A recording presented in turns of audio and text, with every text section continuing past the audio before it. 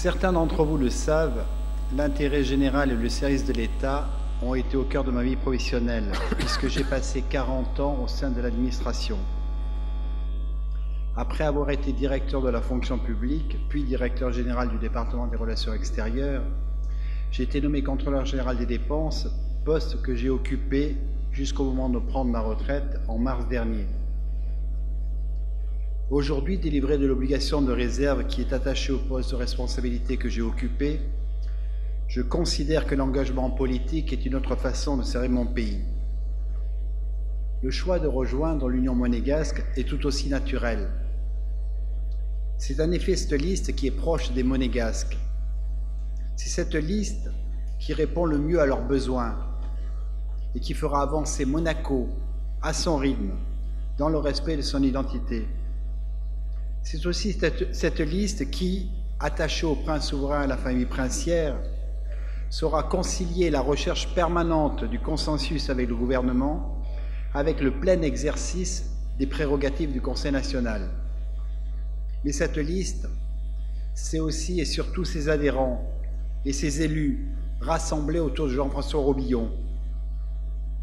Je ne m'engage évidemment pas en politique pour en retirer avantages et honneurs. Je m'engage par conviction. Il aurait été en effet beaucoup plus facile pour moi de profiter de ma retraite.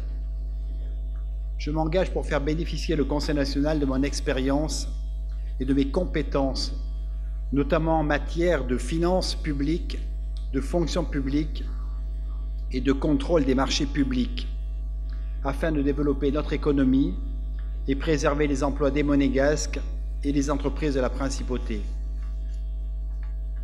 Face à la mondialisation, à une Europe qui uniformise les opinions et les systèmes politiques, je veux tout faire pour préserver la spécificité monégasque. Je veux réduire les dépenses non rentables afin de consacrer plus de moyens aux investissements productifs, garants de notre dynamisme économique et de notre haut niveau de protection sociale. Je veux protéger les emplois des Monégasques. Je pense en particulier à nos compatriotes de la SBM et réserver les emplois de fonctionnaires aux nationaux. Je veux préserver le régime de retraite des fonctionnaires. Je veux encourager la création des entreprises monégasques, leur donner la possibilité d'accéder à tous les marchés publics et les soutenir pour ne pas les voir disparaître.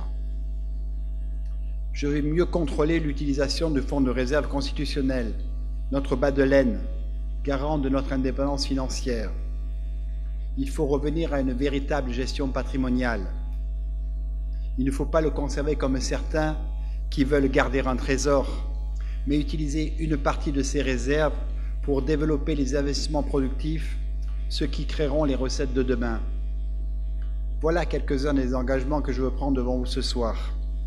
Chers amis, je suis persuadé que le moment venu, vous saurez effectuer le bon choix en votant la liste Union monégasque, celle qui, rassemblée autour de Jean-François Robillon, vous représentera au Conseil national pour défendre l'intérêt de la Principauté et de chacun d'entre vous.